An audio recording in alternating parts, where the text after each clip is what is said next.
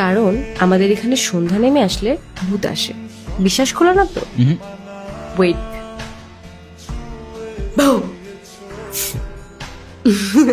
অনেক ভয় পেয়ে গেলাম। আচ্ছা চলো। চলো।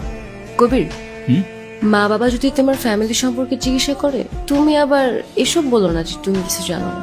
শুনতে কেমন যেন লাগে, অন্য কিছু বলে দিও। ওকে? তোরে কি বলছিলাম মনে আছে? সেই জন্যই তো গিয়েছিলাম কাকা বাবু। তাদের মধ্যে দেখি মধুর সম্পর্ক।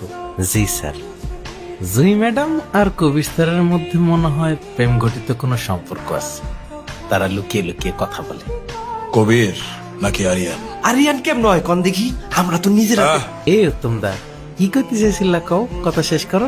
দেখো মেন, তুমি তো অনেক বেশি কথা বলো। বেশি কথা বলা লোক আমার একদম পছন্দ না। জি স্যার। একটু কম কম কথা বলো। আর উত্তম, ওর দিকে খেয়াল রাখ, কোনো রিস্ক নেওয়া যাবে না। সুযোগ পয়সা ছবি কোপ দিতে হবে। ঠিক আছে।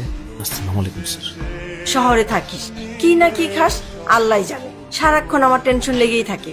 আর দেখো না তোমার মেয়েটা কত শুকায় গেছে। এই নে, পেট ভরে খাবি। সঞ্জয়, নতুন মেহমান নিয়ে আসছোস, একটু সাবধানে থাকিস।